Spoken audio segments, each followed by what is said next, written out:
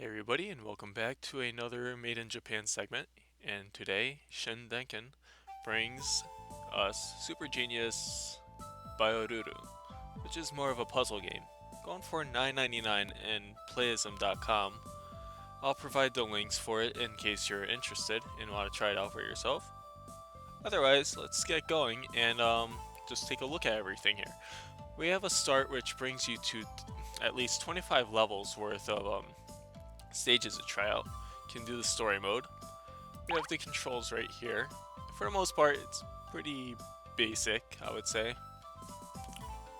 So the game system. The goal of each stage is to guide the indicated colored balls, or elements, to the correct beaker, and we'll show this off during the first stage.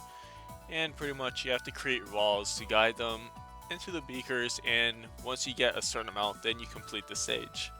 They mix it up later on as they add different elements to the mix. Controls is pretty much like you use the mouse, you use the left click to create a wall, destroy a wall with the right click. Then you use a little mouser by holding down the mouse wheel button. And you change the size with using that mouse button, middle mouse wheel, to either scroll up or down to change the size. And as it says here, shift to mix using the stirring rod, S to change the size, pause, and all that good stuff. And some more stuff. Pretty much what you see on the top is just a Merlion faucet, in which it's just a dispenser. Below it is a beaker. Below that is also how many of each element that you'll need in order to pass the stage. And a purity gauge, meter will decrease when you put the wrong color into the beaker. So pretty much if that depletes all the way, then it's game over.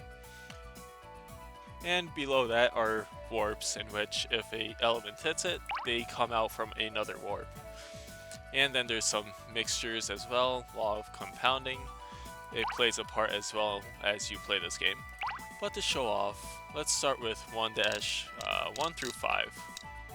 So with the first stage, it's going to be pretty much just like a tutorial stage.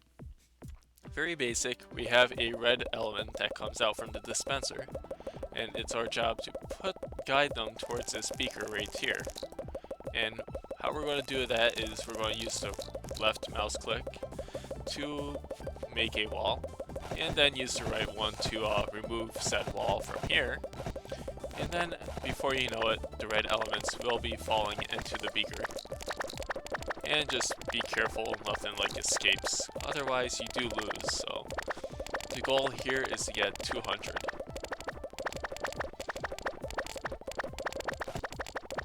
And maybe that might help a bit, we'll see.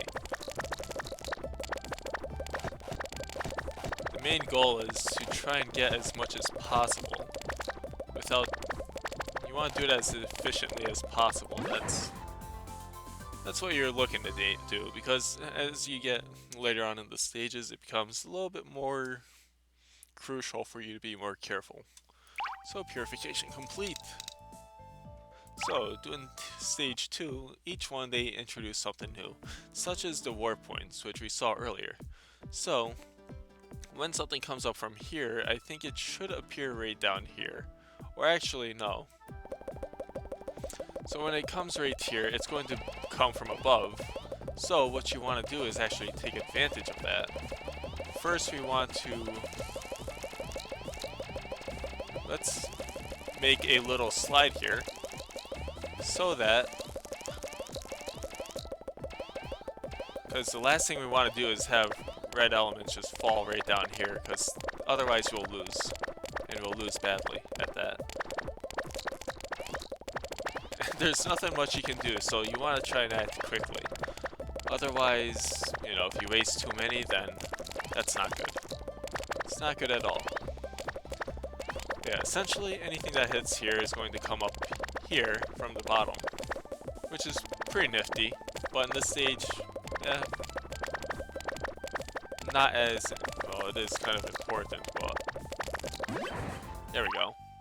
So, with stage 2 complete, introducing the warps, we'll move on to stage 3. So now they mix in multiple elements. So, Plus is broken and leaking terribly. Now the red and the blue elements have rather unfortunately mixed together. Of course their weights should be different. And what that means, well, if I knew what that means, this would be a lot easier. So, you know, let's see, we have to use their weights as, let's see here, how we want to do this. Okay, so we have reds, first of all. So let's try and empty the ones from this side first. This one sinks for the most part, so that shouldn't be too bad. So if we can probably, let's see. I love puzzle games. They're so engaging. Alright, so let's try and empty out this first, get all the blue ones as much as possible.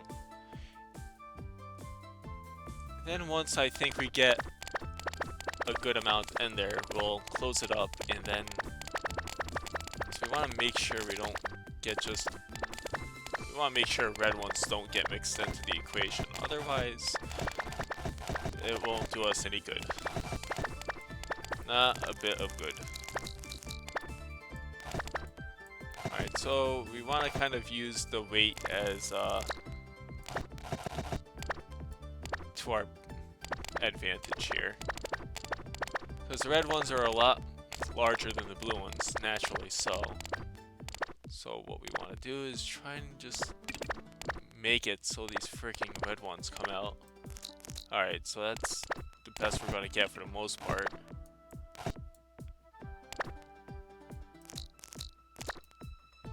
And another key towards getting this is sloping it just right so that these elements could actually fall into the beaker without getting stuck, as you see is the case here. So sometimes you may get it, sometimes you won't, especially if you snag it like that. Alright, so we got the blue one, so we're all good on that. So goodbye. And yeah, to make it easier, just increase the size of it, because it'll make your life a lot easier. Now, if only they would, I wonder if they give you bonus points for getting more than the amount they were looking for. That would be handy. So, what we do now is, we're going to get some blue ones, no doubt about it, but that should be okay. Because we're just going to get all these really nice red ones. And we are done. So pretty much you have to observe the behavior of each element and then go accordingly as such. The blue ones tend to sink while the red ones stay above, so you can probably just empty out the blue ones first, or you can try and go for the red ones on top, depending on your feeling about it. Now we have 3 elements, so perhaps it would prove beneficial to separate the elements by weight. Should you botch things up, simply warp them back and begin again. So now what we're looking for is a red element. So what I like to do here is to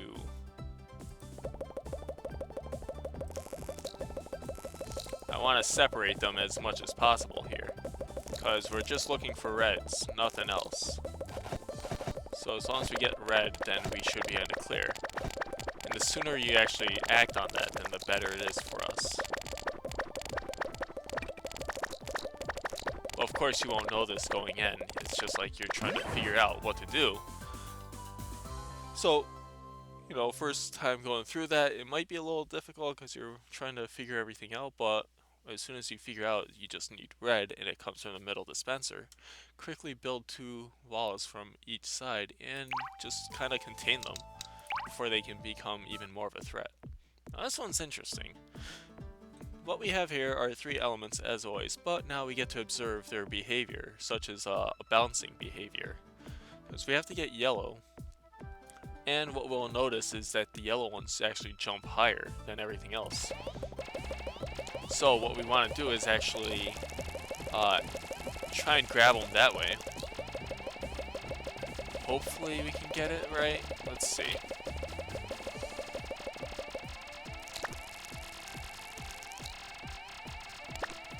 Alright, so we're going to have to, yeah. As you notice, the yellow elements are actually going a little further when they come out of the warp. So we have to use that to our advantage for the most part, while carefully setting this up. Come on. And that does not help. See, it's just sloping it just right so it actually falls all the way down. That's the challenge here. I mean, you can know what to do, but getting them to the goal can sometimes be a pain in the neck. But we only need 50, and we already have a good amount here, but God knows it's being a slouch about it. Alright, so let's empty these guys out, because they're not making any leeway here, which is unfortunate, but it's true. And also to prevent any escaping and perhaps ruining us, we are going to do that. So let's see here. Come on. And let's see, we only need 10 more, 9 now. Come on. Come on guys, let's do it. We have the whole thing set here. Oh, okay, that thing's getting in the way apparently. Something's getting in the way. I don't like it. Come on guys, this is like the slowest you're going. Come on now, seriously. But anyways, that has been the 5th level, and I think that's a good amount to show off for this video. And maybe I might keep going with this, maybe I won't. We'll find out, but... So for now, for this Made in Japan segment, this has been Super Genius Bioruru. If I got the title wrong, well, you'll know it because the correct title is going to be right on the description of the video above. And in the description, of course. So as always, this has been Caesar with Made in Japan. And I hope you enjoyed what you saw today. And I look forward to seeing you for future Made in Japan segment videos. Thank you everybody for watching, and sayonara.